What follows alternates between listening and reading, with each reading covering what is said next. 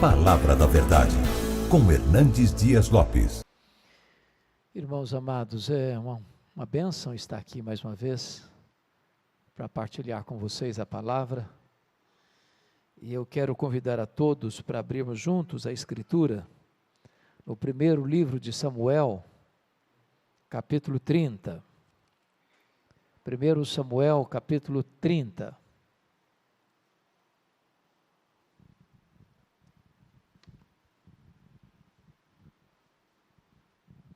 Está escrito o seguinte: Sucedeu, pois, que chegando Davi e os seus homens ao terceiro dia, a Ziclague, já os amalequitas tinham dado com ímpeto contra o sul Ziclague, e a esta ferido e queimado.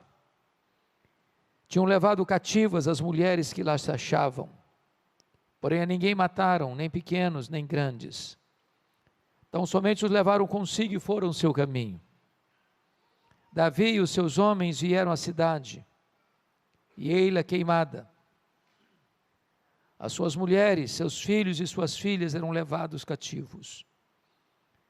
E então Davi e o povo que se achava com ele, ergueram a voz e choraram, até não terem mais forças para chorar. Também as duas mulheres de Davi foram levadas cativas, Ainoã, jezreelita, e Abigail, a viúva de Nabal, carmelita. Davi muito se angustiou, pois o povo falava de apedrejá-lo, porque todos estavam em amargura, cada um por causa de seus filhos e de suas filhas. Porém Davi se reanimou no Senhor seu Deus. Disse Davi a Abiatar, o sacerdote, filho de Aimeleque: Traze-me aqui a estola sacerdotal. E Abiatar a trouxe a Davi. Então consultou Davi ao Senhor, dizendo: Perseguirei eu o bando? Alcançá-lo-ei? Respondeu-lhe o Senhor: Persegue-o, porque de fato o alcançarás, e tudo libertarás. Partiu, pois, Davi, ele e os 600 homens que com ele se achavam, e chegaram ao ribeiro de Besor, onde os retardatários ficaram. Davi, porém, e 400 homens continuaram a perseguição, pois que 200 ficaram atrás, por não poderem, de cansados que estavam, passar o ribeiro de Besor. Verso 18. Assim Davi salvou tudo quanto haviam tomado os amalequitas. Também salvou as suas duas mulheres. Não lhes faltou coisa alguma, nem pequena nem grande, nem os filhos, nem as filhas, nem o despojo. Nada do que lhes havia tomado, tudo Davi tornou a trazer. Também tomou Davi todas as ovelhas e o gado, e o levaram diante de Davi e diziam: Este é o despojo de Davi. Amém. Mantenha a sua Bíblia aberta nesta passagem comigo.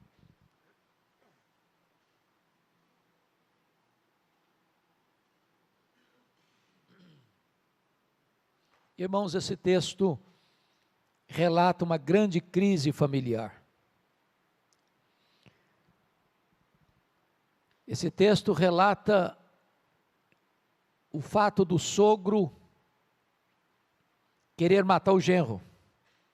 O sogro é Saul, o rei. O genro é Davi, o futuro rei.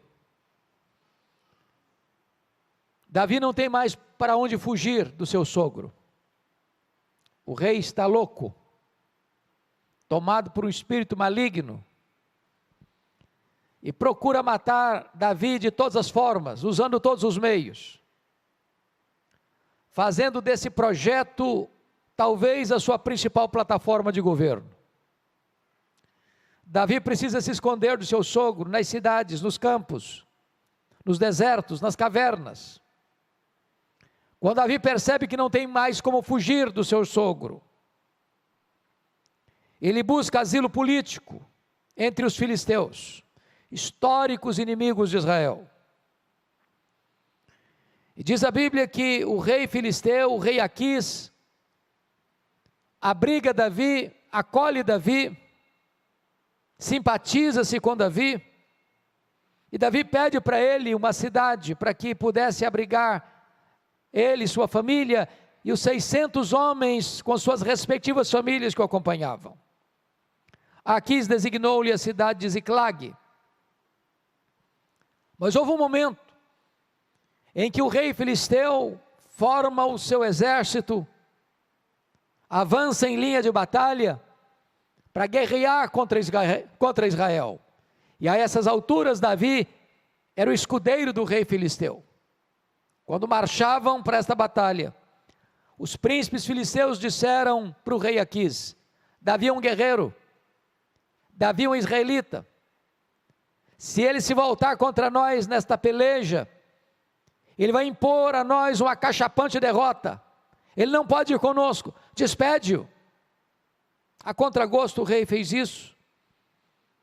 E quando Davi e os seus 600 homens retornam para Ziclag, onde estavam suas famílias respectivas, ficam perplexos e chocados com o que vem. A cidade tinha sido invadida pelos terroristas do deserto, os amalequitas. A cidade tinha sido saqueada. A cidade tinha sido queimada. A cidade tinha sido ferida. E os amalequitas levaram cativos as mulheres, os filhos e as filhas. Quando Davi vê essa cena, ele e os seus homens choraram até não terem mais forças para chorar. Seus homens estão revoltados com ele, com amargura de alma, por causa de seus filhos e de suas filhas, e querem matar Davi. Porém Davi se reanima no Senhor seu Deus, e clama a Deus em oração, uma oração curta, porém poderosa. Ele pergunta para Deus: perseguirei eu o bando? Alcançá-lo-ei? Em outras palavras, meu Deus, eu vou aceitar passivamente a decretação da derrota, ou eu vou reagir? E Deus responde para Davi: persegue o inimigo, Davi, porque tudo que ele tomou de você, você vai trazer de volta. Diz a Bíblia que Davi foi, que Davi lutou, que Davi venceu, que Davi tomou tudo de volta. Não ficou nada para trás, nem as mulheres, nem os filhos, nem as filhas, nem as coisas grandes, nem as coisas pequenas. Tudo Davi tornou a trazer. Esse texto, irmãos, enseja-nos algumas lições. Talvez a maior crise do mundo não é a crise que hoje atinge a Rússia e a Ucrânia, que bota o mundo na ponta dos pés. E as nações, como disse esta semana um analista político, não têm amigos, nações têm interesses. Esta guerra só não é estancada porque o arsenal que a antiga União Soviética, hoje Rússia, tem, juntamente com os Estados Unidos, já dito por Mikhail Gorbachev em 1985 no livro Perestroika, dá para destruir o planeta completamente, transformando em poeira cósmica 16 vezes. Mas a maior crise não é a política, não é a econômica. A maior crise da humanidade é a crise da família. E esse texto mostra para nós como o inimigo ataca a família. E eu gostaria que você, com a Bíblia aberta, pudesse observar comigo como é esse ataque furioso, implacável do inimigo contra a família. Em primeiro lugar, este ataque é um ataque implacável. Veja comigo o versículo 1. Já os amalequitas tinham dado com ímpeto contra o Ziclag. Esta palavra ímpeto quer dizer que o ataque foi furioso, foi avassalador, foi arrasador, foi irresistível. É assim que o inimigo ataca a família, para destruí-la, para desconstruí-la, para miná-la. Quantas famílias sendo alvos desse ataque, irmãos. Eu nunca me esqueço, um dia eu estava pregando aqui em Vitória, numa casa, e enquanto eu pregava, pastor Jailton, uma mulher chorava convulsivamente. Quando eu terminei a mensagem, eu fui procurar aquela mulher e disse: o que está acontecendo? Ela me respondeu assim: pastor, o diabo destruiu a minha vida. E eu disse: mas o que a senhora quer dizer com isso?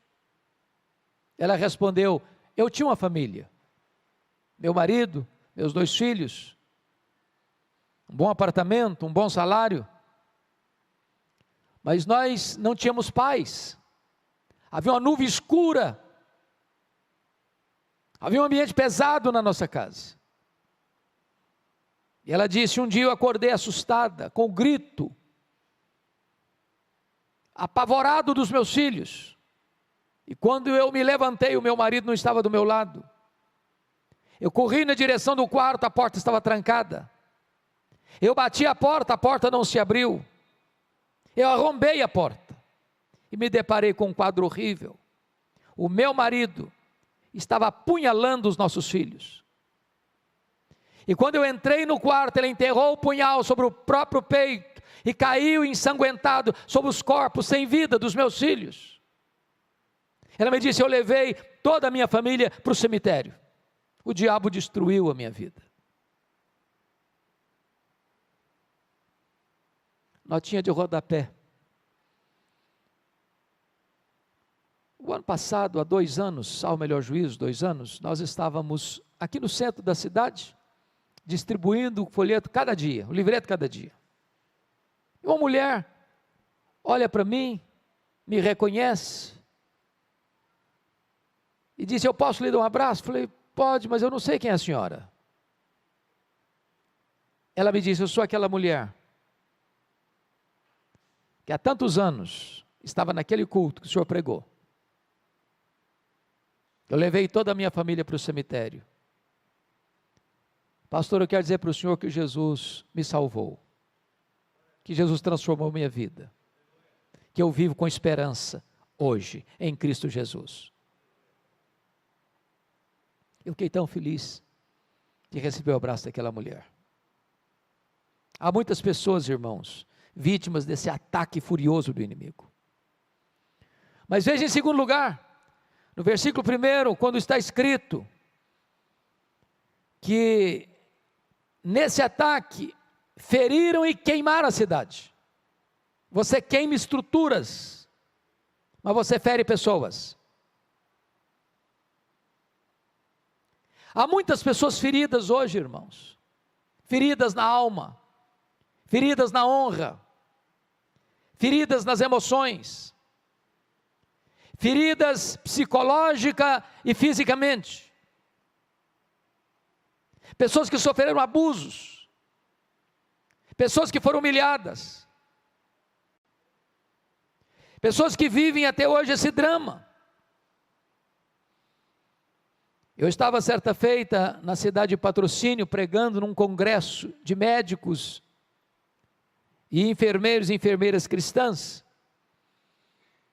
e me lembro que havia uma enfermeira muito sorridente, muito alegre, muito extrovertida, fazendo a recepção. Quando eu preguei a minha primeira palestra, aquela enfermeira se aproximou de mim e me fez uma pergunta muito curiosa. Ela me disse assim: o senhor está vendo esse sorriso bonito que eu tenho? Eu disse: é claro, é impossível não ver. Ela me respondeu: mas esse sorriso é uma mentira, pastor. Por trás desse sorriso eu carrego uma alma enferma, doente, ferida. Há muitas pessoas que estão sorrindo, mas lá no silêncio do travesseiro choram. Lá no recesso da alma estão doentes, cativas, feridas, machucadas emocionalmente. Um dia um irmão me procurou e disse: pastor Hernandes, o senhor não conhece a minha mãe? A minha mãe tem quase 80 anos, e a minha mãe é uma mulher triste. Desde que eu a conheço, eu sou o filho mais velho, ela é uma mulher triste. Já levamos para todo tipo de médico que o senhor possa imaginar. Já tomou todo tipo de remédio que o senhor possa pensar. Nada, ninguém curou até hoje a tristeza crônica da minha mãe. O senhor podia orar por ela. Eu disse, eu vou orar por ela. Quando eu cheguei naquela casa, aquela senhora estava sentada com semblante abatido, com um olhar distante. Eu fui conversando com ela. Daqui a pouco, pela graça de Deus, ela disse para sua família, eu quero ficar sozinha com o pastor. Quando eu fiquei sozinho com ela, ela me olhou nos olhos e me disse assim, pastor Hernandes, eu sofro há 60 anos. Disse, o que houve? Ela me disse, eu traí meu noivo. Ele nunca ficou sabendo. Fui casada há muitos anos, já sou viúva há tantos anos. Mas aquele pecado está tão vivo na minha memória como se eu tivesse cometido hoje de manhã. Eu não tenho paz. Eu vivo numa masmorra emocional. Eu sou atormentada todo dia pelo chicote da culpa. E eu confesso para vocês que eu chorei com aquela mulher. Por ver como o inimigo tinha mantido aquela mulher debaixo das suas garras. Tantos anos. E eu falei para ela de Jesus. E eu falei para ela da graça. E eu falei para ela da cruz. E eu falei para ela do perdão que há em Cristo Jesus. E eu falei para ela do sangue do Cordeiro que pode nos purificar de todo o pecado. E naquele dia aquela mulher se rendeu a Jesus. Sorriso brotou nos seus lábios. E eu tive o privilégio de acompanhá-la, de discipulá-la. Até o dia que, 10 anos depois, o Senhor Jesus a chamou para si. Mas estava machucada e ferida há tantos anos.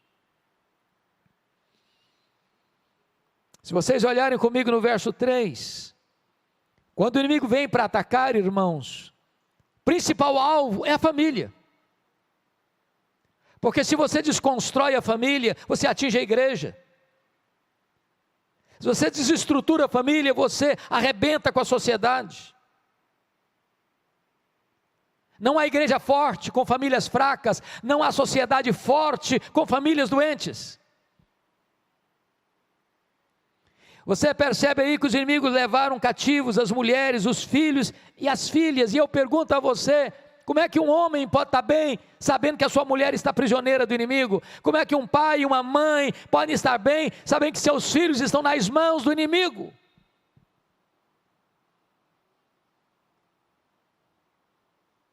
E há muitos laços, e há muitas armadilhas, e há muitas armas que o inimigo usa, o arsenal é pesado para atingir a nossa casa, atingir a nossa família. Eu nunca me esqueço, um dia um irmão me disse assim, pastor, eu vim aqui dizer para o senhor, que eu estou deixando a igreja, estou deixando a minha mulher, estou deixando as minhas filhas, conheci outra mulher, estou apaixonado por ela, e vou viver essa aventura. Nada que eu disse para ele fez efeito. Eu falei, eu insisti, eu exortei, eu roguei, nada. Como se estivesse falando para uma pedra, impenetrável. Algumas vezes eu fui visitar aquele homem, e encontrava despachos aos demônios dentro da sua casa. E eu exortava e não valia nada. Aquele homem chegou a ponto de ir para cemitérios à meia-noite, fazer despacho aos demônios. E eu exortava, valia nada. Um dia eu cheguei para aquele homem e disse, eu preciso contar uma história para você. E eu contei a história que eu vivi na África do Sul, lá entre os Zulus. Os Zulus têm uma prática curiosa. Quando um rapaz começa a namorar com a moça, o rapaz dá um lenço branco para ela. Enquanto o namoro durar, a moça fica com o lenço branco. Se o namoro terminar, ela precisa devolver o lenço branco para o rapaz. Se ela não devolver, é como se ela quisesse ou desse liberdade para aquele rapaz até abusar dela. Nós estávamos na missão Quando aconteceu um fato de um ex-namorado abusar de uma moça, a ex-namorada, os pais levaram o caso às autoridades. A primeira pergunta que foi feita foi essa, para a menina: você devolveu o lenço branco para o rapaz? Ela disse não. E eles disseram: então não podemos fazer nada, essa é a nossa cultura. E eu disse para aquele homem: você precisa devolver o lenço branco. Passaram-se uns 3 meses, pastor Jailton. Eu estava no gabinete pastoral, aqui na sala 1, o telefone tocou, era ele. E ele me disse: pastor, corre na minha casa, que eu quero devolver o lenço branco. Corri para lá. Irmãos, poucas vezes eu vi uma cena daquela na vida. Ele é sentado na minha frente, de repente aquele homem começa a tremer da cabeça aos pés. Esse homem começa a suar a roupa, a ponta da roupa ficar completamente encharcada. E eu sabia o nível da batalha espiritual que ele estava vivendo. E eu disse: você quer devolver o lenço branco? Ele disse: pastor, eu preciso. Disse: então você vai pegar uma caixa, e tudo que você tiver de feitiçaria dentro dessa casa, bote dentro dessa caixa. E aí começou a trazer velas, patuás, aventais, correntes e tantas outras coisas. Encheu aquela caixa. Eu disse: agora nós vamos levar para o quintal e queimar isso, como um símbolo do rompimento com toda a prática de feitiçaria. Peguei 1 litro de álcool, charquei tudo aquilo com álcool.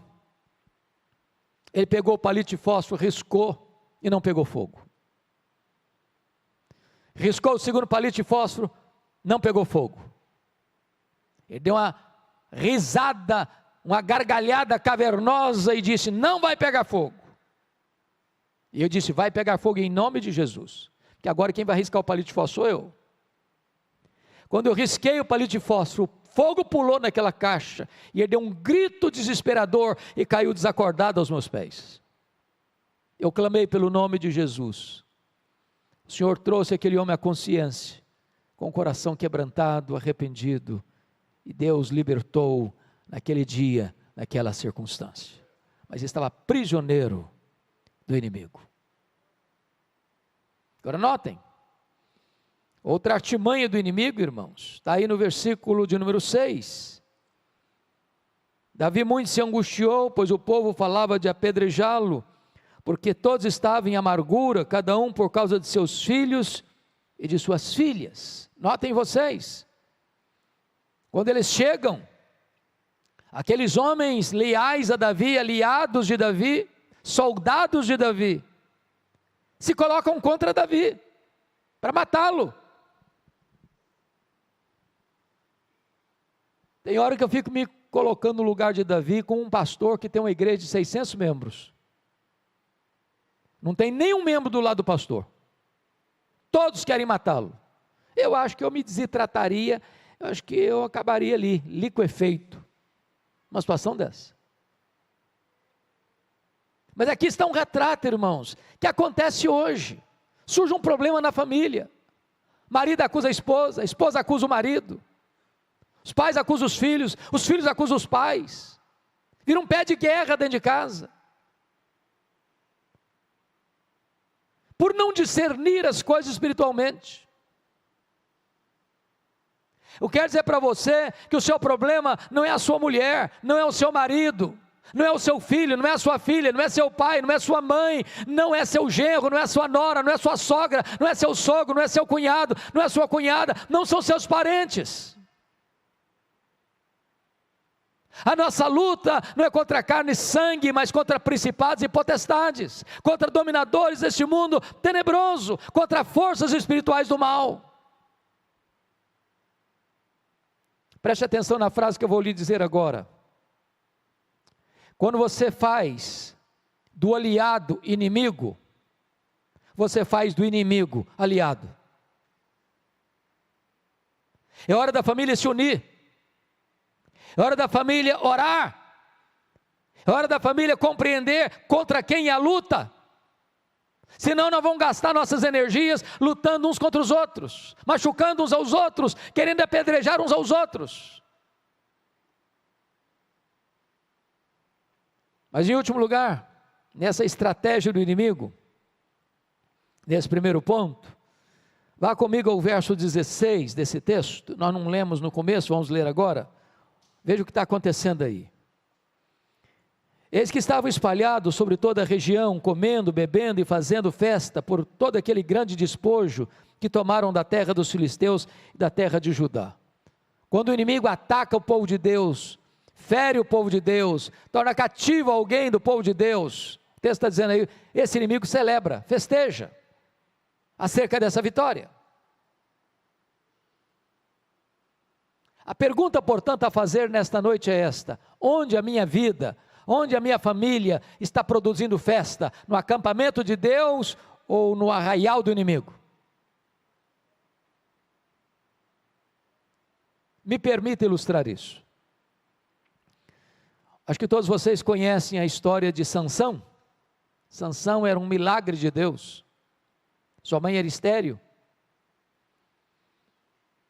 Seu nascimento foi anunciado por Deus. Sansão nasceu para ser um libertador. Sansão foi consagrado a Deus desde o ventre. Ele era um nazireu.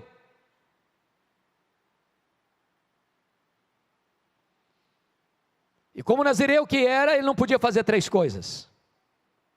Ele não podia tocar em cadáver, ele não podia beber bebida forte, beber vinho, e não podia cortar o cabelo. De todos os juízes de Israel, só ele fez carreira solo. Diz a Bíblia que um dia ele olha caminhando com seu pai e vê uma moça filisteia, se agrada dela e diz para o pai assim: papai, eu quero aquela moça para mim. Seu pai disse assim: meu filho, mas tem tanta moça em Israel. Estou parafraseando. Você vai logo se engraçar com essa menina? Ela não é do nosso povo, ela não tem os mesmos valores, a mesma crença, o mesmo Deus que nós. E ele responde: mas eu quero é esta, porque só desta eu me agrado. Não quero papo, não quero conversa. Notinha de rodapé.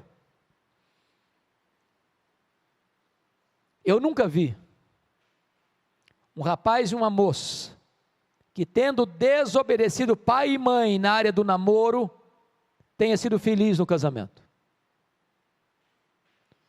Rapaz, moça, escute seus pais. Você pode achar seu pai e sua mãe quadrados, não importa, ultrapassados, não importa, escute seus pais.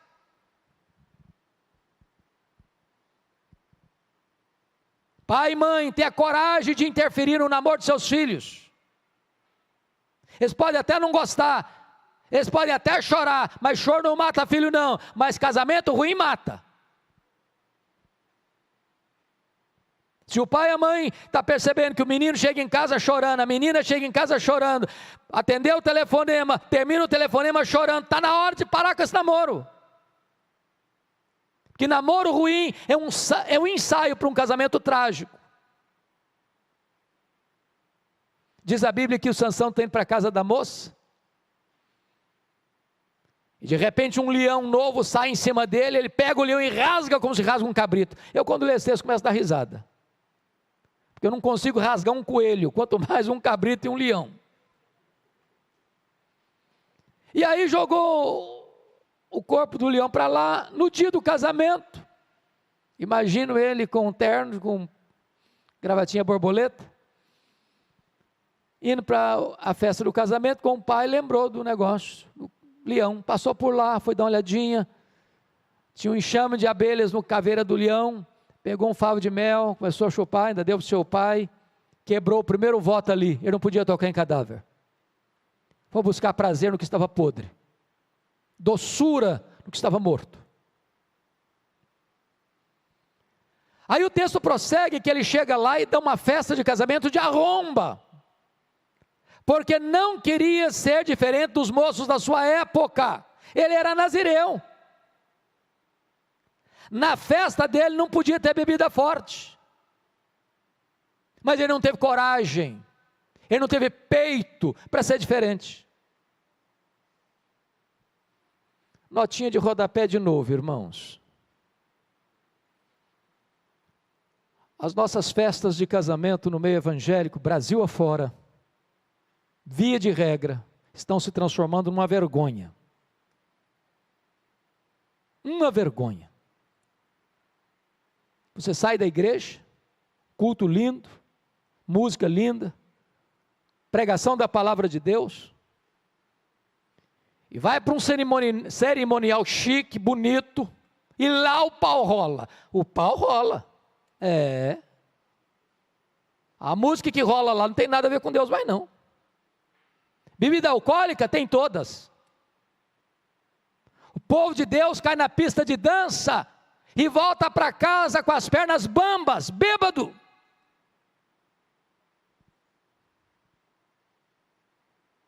Precisaríamos ter coragem para dizer, não, eu sou crente, eu sou nazireu, sou consagrado, a minha festa é diferente.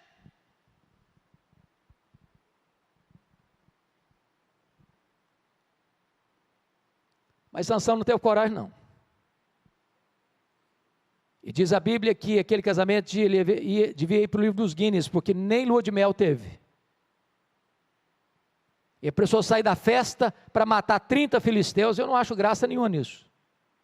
Quando ele volta, o sogrão dele tinha dado a mulher dele para outro homem. Ele ficou irado, queimou a campina dos filisteus, deram um jeito de prendê-lo, usando os próprios israelitas para prendê-lo.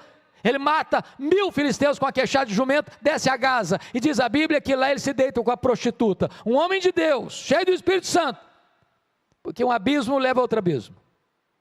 E ele sai de Gaza com o portão da cidade nas costas, e com os pecados da cidade no coração, e vai deitar no colo de Dalila, já que tinha quebrado os 2 primeiros votos, e agora ele começa a brincar de novo, até que Dalila, na 4ª vez, consegue cortar o cabelo dele, por meio dos filisteus, e ele que já tinha se livrado da primeira, da segunda, da terceira vez, diz, ainda desta vez eu me livrarei. Livrou coisa nenhuma, ficou preso. O pecado é assim, você se livra da primeira, da segunda, da terceira, na 4ª você fica. Sansão, luz, ficou nas trevas, ficou cego. Sansão, libertador, ficou preso. Sansão, homem que deveria trazer glória para o nome de Deus, foi levado para o templo de Dagon, e lá eles zombam de Deus, escarnecem dele, porque um servo de Deus brincou com o pecado, foi motivo de festa no arraial do inimigo, e não no acampamento de Deus. É claro que se eu terminasse aqui, você ficaria desesperado, e eu também. O que você faz quando você constata que o inimigo está atingindo a sua casa, a sua família? Primeiro lugar, versículo 4, olha comigo. Então Davi e o povo que se achava com ele ergueram a voz e choraram, até não terem mais forças para chorar. Irmãos amados, essa é a necessidade da igreja hoje, da minha vida, da sua vida, da nossa casa. Hoje o povo de Deus está chorando com os melodramas de Netflix. Mas às vezes não choramos pelo estado espiritual da nossa vida, da nossa casa, da nossa família.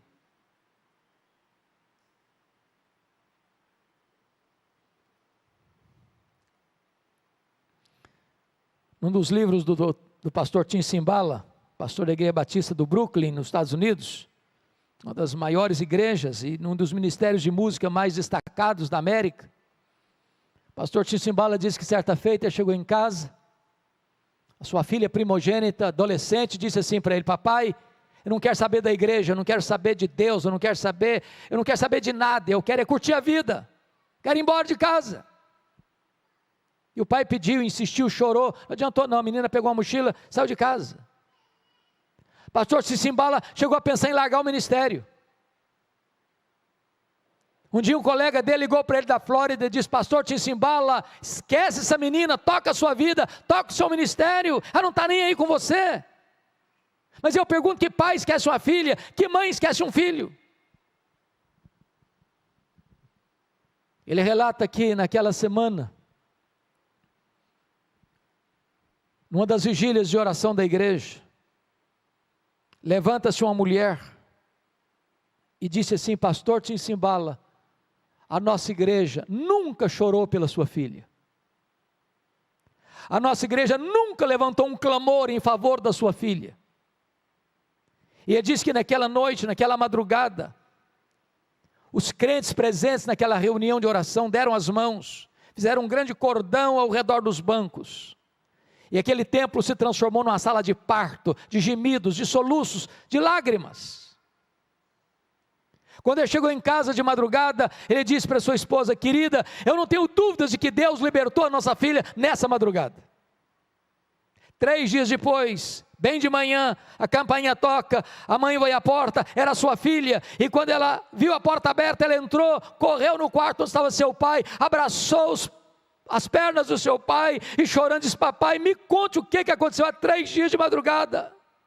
Eu estava em casa e fui acordada e tomada de convicção de pecado, escamas como que caíram dos meus olhos, e eu enxerguei a loucura que eu estava fazendo. Eu quero dizer para o Senhor que eu estou de volta para Deus, eu estou de volta para a igreja, eu estou de volta para a minha família. Jesus me salvou e me libertou.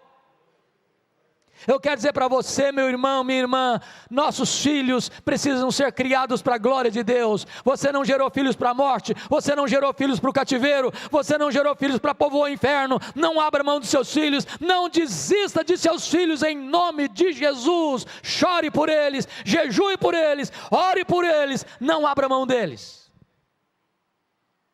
Mas uma segunda coisa que esse texto nos mostra. Confira comigo o verso 6. Davi muito se angustiou, pois o povo falava de apedrejá-lo, porque todos estavam em amargura, cada um por causa de seus filhos e de suas filhas. Agora preste atenção na adversativa. Porém, Davi se reanimou no Senhor, seu Deus. Irmãos, a situação é muito ruim. Davi está sendo perseguido pelo sogro. O sogro quer matá-lo. Ele consegue formar um exército de 600 homens leais a ele. E agora os 600 homens também querem matá-lo. Sua família está toda na mão do inimigo. As famílias dos seus homens leais a ele estão todas nas mãos do inimigo. Ele está sozinho. Os inimigos estão rindo, festejando. A situação é a pior. Mas nessa conjuntura toda, diz a Escritura, ele se reanimou no Senhor, seu Deus. Tem hora que parece que não tem mais jeito, tem hora que parece que você chegou no fim da linha, tem hora que parece que você chegou no fundo do poço, tem hora que parece que você quer jogar a toalha, não tem mais jeito, é melhor desistir, não tem mais esperança para o meu casamento, para a minha família, para os meus relacionamentos. Mas mesmo que você chegue no fim da linha, com Deus tem esperança, com Deus tem jeito. Ele se reanimou no Senhor, seu Deus.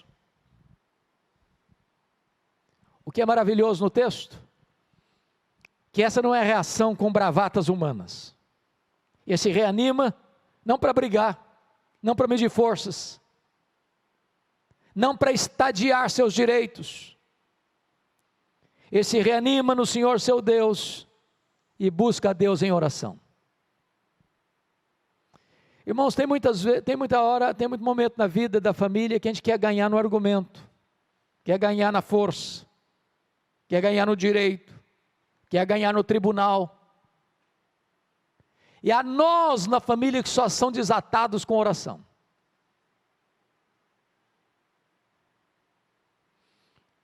E pastor Jailton, me parece que essa é uma das orações mais curtas da Bíblia. Porque a oração de Davi consiste apenas numa pergunta. Se fosse hoje, nós diríamos assim: perseguirei o bando, em nome de Jesus, amém. Não é pelo muito falar. Tem hora que você nem consegue articular as palavras como Ana, você só balbucia, mas a sua alma está sendo despejada. Deus escuta o silêncio, Deus escuta os gemidos, Deus vê as lágrimas. E o que é maravilhoso é que quando você ora, Deus responde. E Deus responde para Davi: persegue Davi, porque tudo que o inimigo tomou de você, você vai trazer de volta. O que Deus está dizendo para Davi é o seguinte: não aceite passivamente a decretação da derrota na sua família. Talvez até agora você está levando de goleada, mas Deus é poderoso para virar esse placar. Aquilo que talvez hoje está sendo o seu motivo de choro e dor, amanhã vai ser motivo da sua maior alegria. Agora preste atenção. O que Deus promete é vitória e não ausência de luta. O que Deus promete é chegada certa e não caminhada fácil. Porque dos 600 homens, 200 ficaram para trás de cansados que estavam. Mas se você tem a promessa, você não para, você não desiste, você luta e você não abre mão da vitória. Davi foi, Davi lutou, Davi venceu. Davi tomou de volta as mulheres, os filhos, as filhas, as coisas grandes, as coisas pequenas, nada ficou para trás, tudo Davi tornou a trazer. A pergunta que eu faço a você nesta noite é: o que é que você já teve que foi tirado de você? O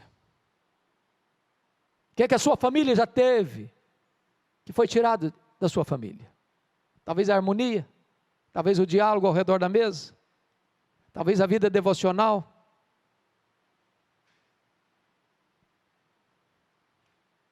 Talvez o carinho, o afeto conjugal, relacionamento gostoso, harmonioso com os filhos, com os pais. Toma de volta em nome de Jesus. Toma de volta em nome de Jesus.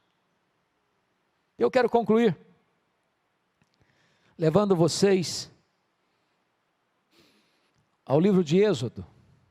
Para mim é o livro mais importante da Bíblia na área de batalha espiritual. Porque se Faraó é um símbolo do diabo, o Egito é um símbolo do mundo, a saída do Egito é um símbolo da redenção pela cruz de Cristo. E quando Moisés liderava esta saída do Egito, da escravidão do Egito, Faraó tentou 4 alternativas para impedir o povo de sair. A primeira delas está no capítulo 8, verso 25. Faraó disse para Moisés assim: Moisés, adore a Deus aqui mesmo, sirva a Deus no Egito mesmo, não precisa sair do Egito para servir a Deus, levante altares aqui. E a ideia de que você pode ser crente sem mudar de vida.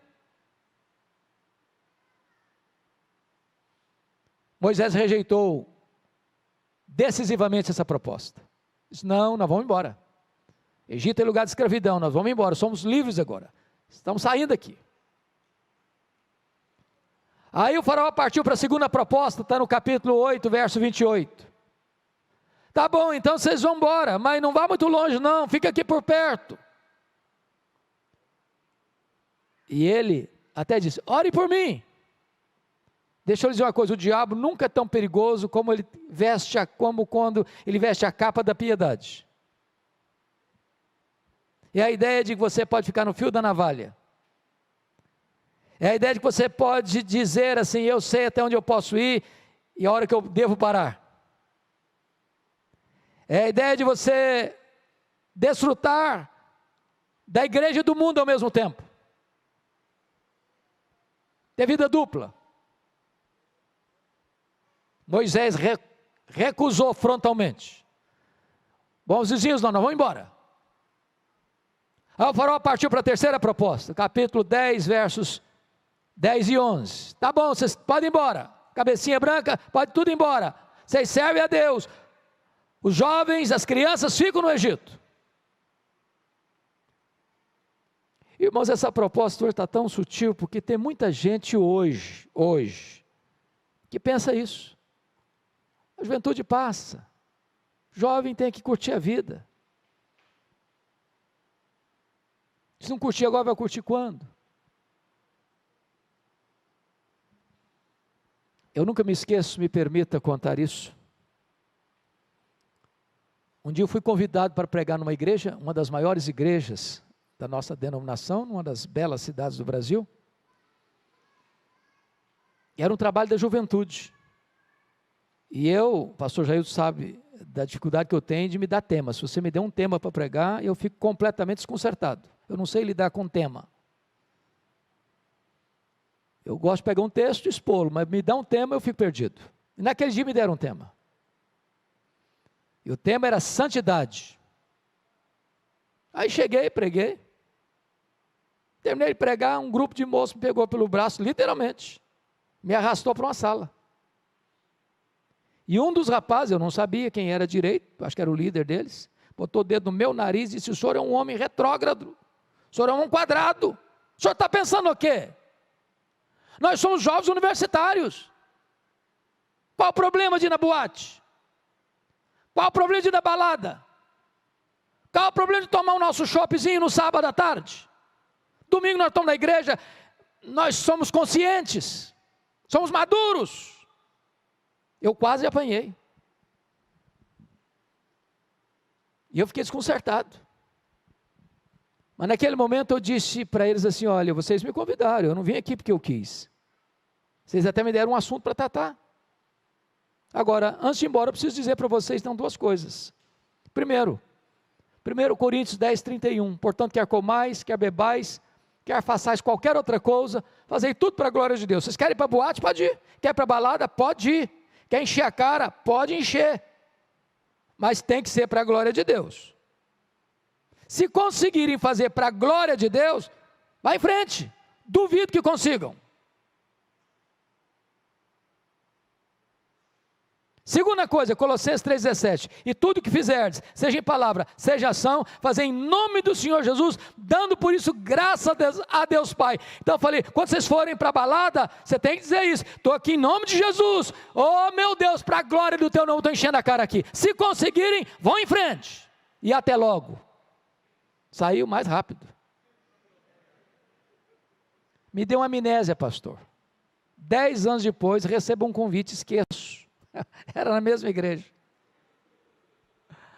Quando eu chego, uma mulher me aborda, me fazendo a pior pergunta que você pode fazer para um pastor. Nunca faça essa pergunta para um pastor. Perguntou assim: o senhor se lembra de mim? Essa pergunta é horrível, porque normalmente a gente não lembra mesmo. Eu olhei, tornei a olhar, falou: ô minha irmã, a senhora me desculpa, mas não lembro não. Ela me disse assim: eu sou a mulher daquele rapaz que botou o dedo no seu nariz. Falei: pronto, não apanhei da primeira, vou apanhar da segunda. Não apanhei do filho, vou apanhar da mãe. Eu disse: minha irmã, o que aconteceu com seu filho? Ela me disse: pastor Hernandes, naquele dia que o senhor confrontou meu filho, Deus mudou a história dele. Meu filho é um homem de Deus. Meu filho é um homem cheio do Espírito Santo. Meu filho compreendeu que a vida com Jesus vale a pena. Então deixa eu dizer uma coisa para você: lugar de jovem curtir a vida é na igreja, é na casa de Deus, porque é na presença de Deus que tem plenitude de alegria. Mas eu fará partir para a quarta proposta. Está lá no capítulo 10, versos 24 e 25. Tá bom, vocês podem ir embora. Vai todo mundo embora.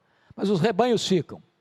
Vocês servem a Deus, o dinheiro de vocês serve ao Egito.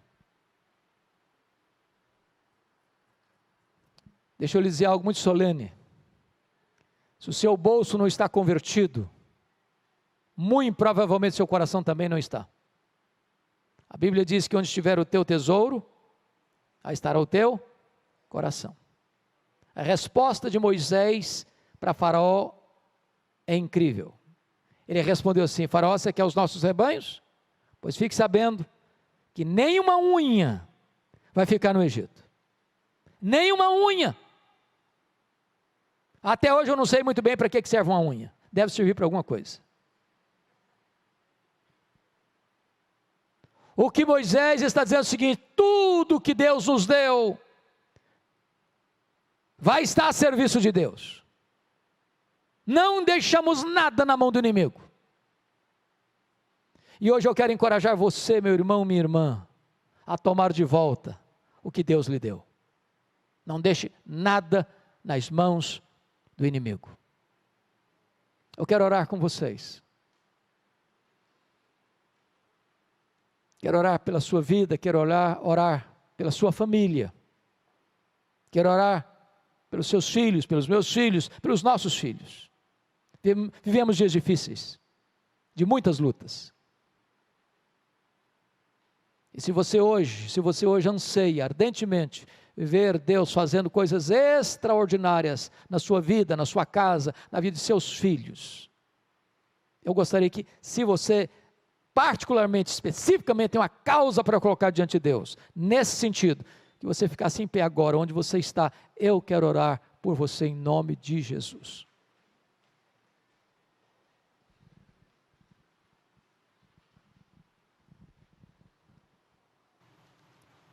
Senhor Deus, nós te adoramos nesta noite,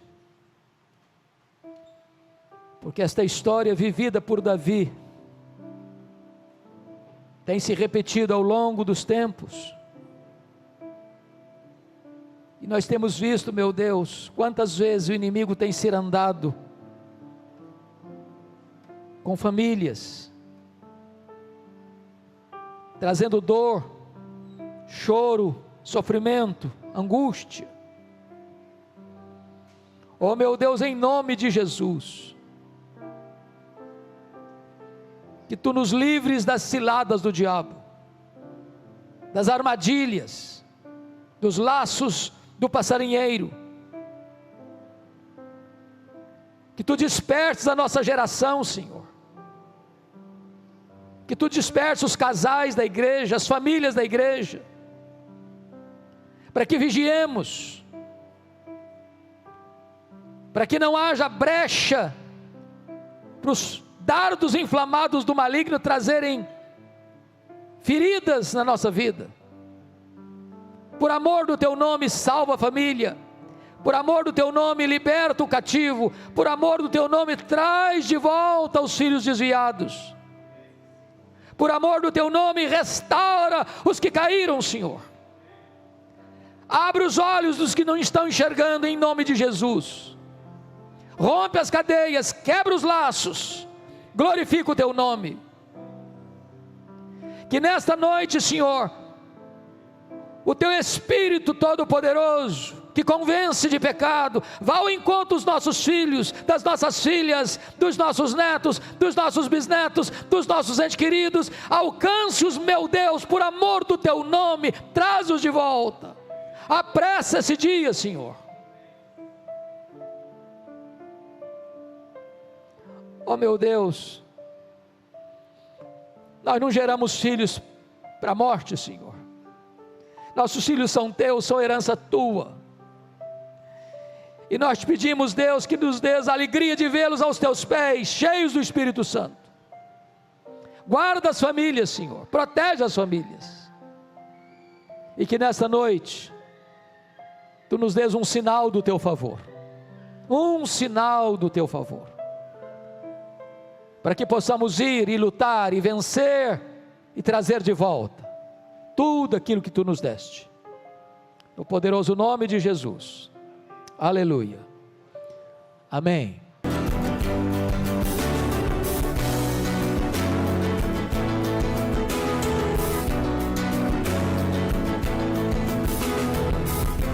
Palavra da Verdade, com Hernandes Dias Lopes.